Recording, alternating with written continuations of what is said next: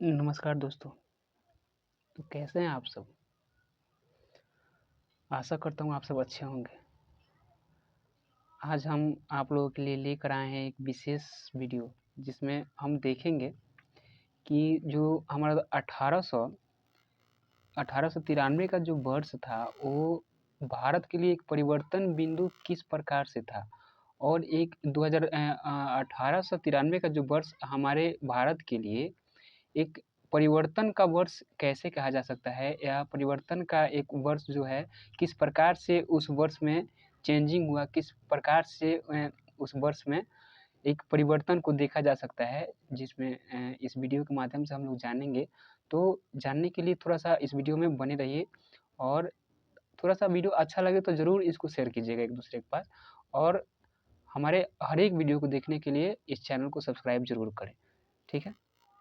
सबसे पहले हम देखेंगे कि जो हमारे स्वामी विवेकानंद जी जो थे, वो 1893 का जो वर्ष था, वो जो परिवर्तन का जो वर्ष कहा जाता है हमारे भारत के लिए, उसमें स्वामी विवेकानंद का योगदान किस प्रकार से रहा है, उसको हम लोग देखेंगे। यहाँ कि स्वामी विवेकानंद जो थे 1893 के वर्ष में भारत के लिए कौन से परिवर्तन किए, और उनका योगदान उस परिवर्तन के जो मुख्य बिंदु था, उसमें किस प्रकार से रहा, उसको हम लोग आज इस टॉपिक में पूरा करेंगे। देखिए, सबसे पहले स्वामी विवेकानंद जो थे, उनका जन्म, देखिए, स्वामी विवेकानंद जी का जन्म 1863 में हुआ था, और उनका मृत्यु 1902 ईस्वी में हुआ था।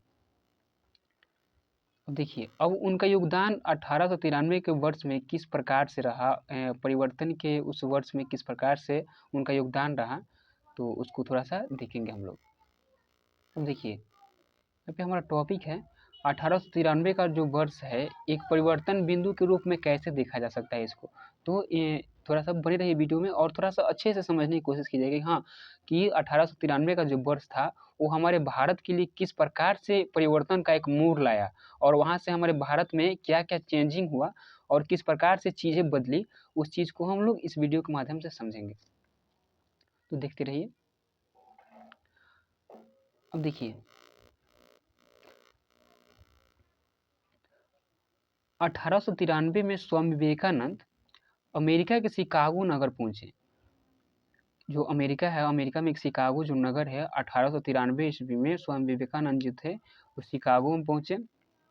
सितंबर 1893 में वहाँ पर हो रहे सर्वधर्म सम्मेलन में, यानी कि जितनी भी दुनिया में धर्म है, यानी कि सर्वधर्म जितनी भी धर्में हैं, वो उसमें एक सर्वधर्म का जो सम्मेलन हो रहा था, तो सर्वधर्म सम्मेलन में पहले ही दिन उन्हें 2 मिनट बोलने का मौका मिला।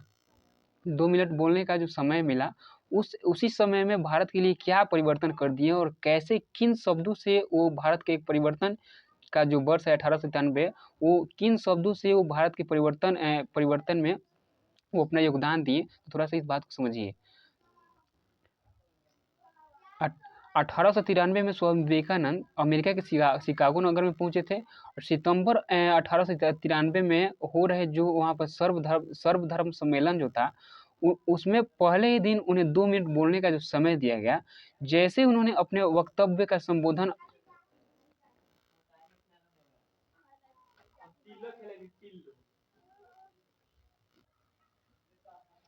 अब जैसे ही, अब देखिए आगे,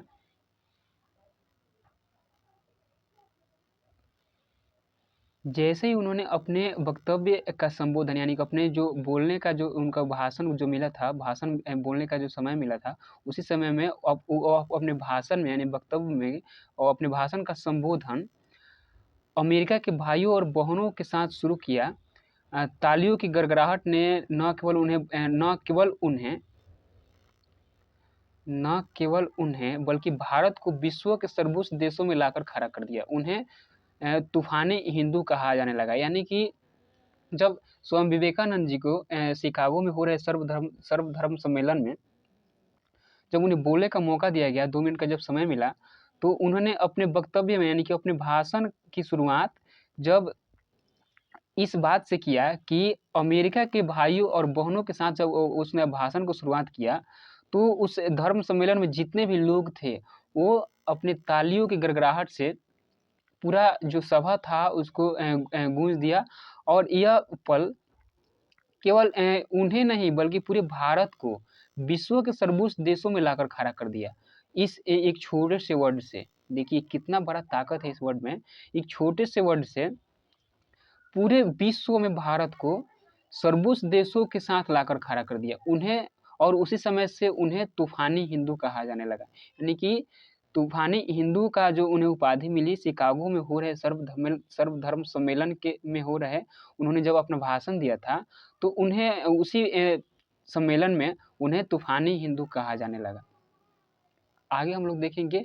अब स्वामी विवेकानंद जी का जो योगदान था उसको हम लोग देख लिए, और आगे जो जिस किसी ने भी 1893 के जो परिवर्तन का जो वर्ष था उसमें परिवर्तन के लिए किन किन चीज़ों का योगदान दिया है और किन किन लोगों ने दिया है उनको हम लोग पढ़ेंगे। आगे हमारे महात्मा गांधी जी हैं। अब देखिए महात्मा गांधी का जन्म 1869 में हुआ था और मृत्यु 1947 में हुआ था। अब देखिए महात्मा गांधी ने भारत का जो परिवर्तन का मुख्य वर्ष था 1893, तो 1893 में इन्होंने किस प्रकार से अपना योगदान दिया है उसको जानेंगे हम लोग। अब देखिए 1893 में महात्मा गांधी अब्दुल्ला सेठ नामक व्यापारी के मुकदमे में दक्षिण अफ्रीका गए, यानी कि इन्होंने दक्षिण अफ्रीका की यात्रा जो किया था वो क्यों किया था, जो अब्दुल्ला सेठ जो नामक व्यापारी था उनके ऊपर जो मुकदमा हुए थे उस मुकदमा को लड़ने के लिए, उस केस को लड़ने के लिए दक्षिण अफ्रीका गए। अब देखिए यहाँ पे एक और बात है, क्रांतिकारी गतिविधियों की दृष्टि से भी 1893 का वर्ष महत्वपूर्ण है, यानी कि जो क्रांतिकारी जो गतिविधियां थी, क्रांतिकारी जो रूपरेखा था उसकी दृष्टि से भी 1893 का जो वर्ष है बहुत ही महत्वपूर्ण है। नासिक में चापेकर बंधुओं ने एक गुप्त संस्था society for the removal of obstacles to the Hindu religion स्थापित की। देखिए नासिक में क्या हुआ था कि 1893 के वर्ष में नासिक में चापेकर जो बंधु था एक गुप्त संस्था का स्थापना किया था।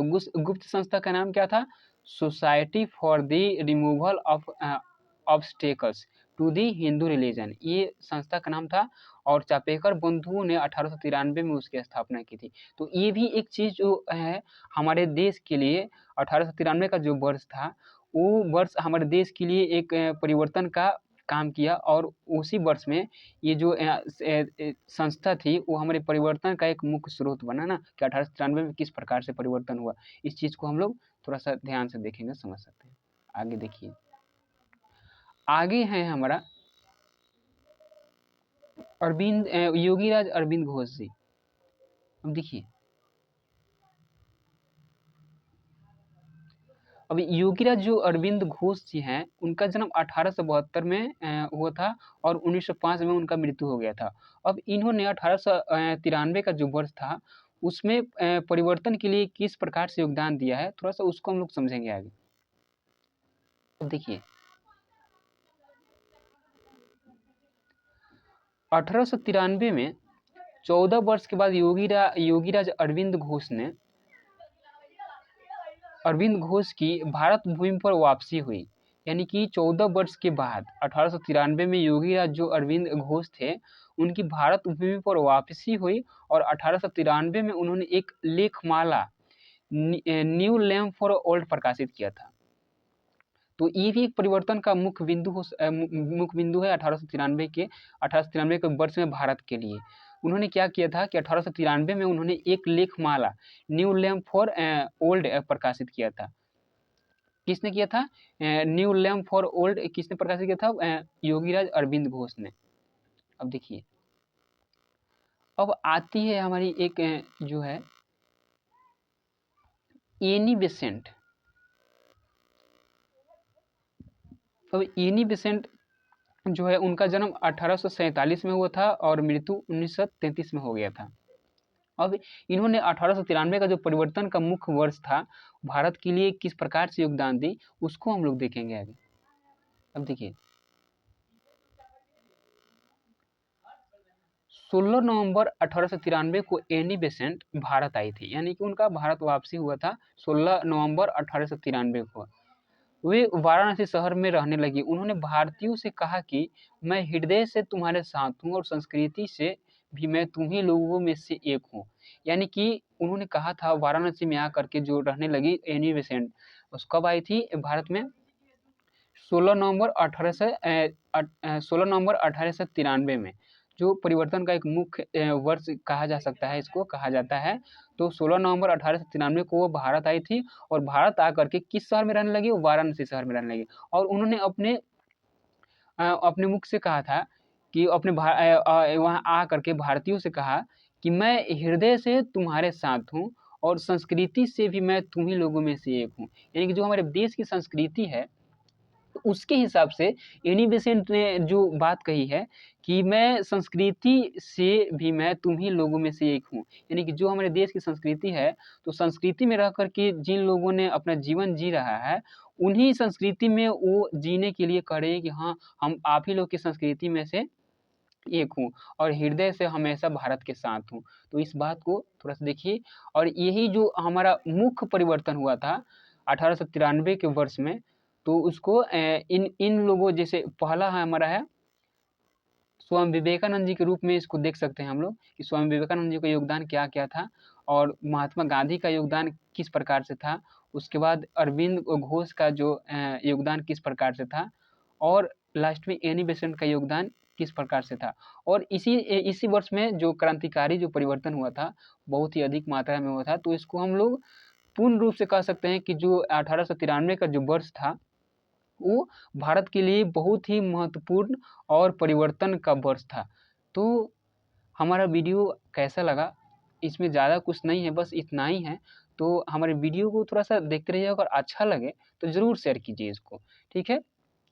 धन्यवाद, थैंक यू। देखते रहिए और शेयर ज़रूर कीजिए और अच्छा लगे तो सब्सक्राइब ज़रूर कीजिएगा। ये तो हम हमारी तरफ से मतलब अच्छा लगे तब कीजिएगा, वरना इग्नोर इग्नोर इट। ठीक है? Thank you.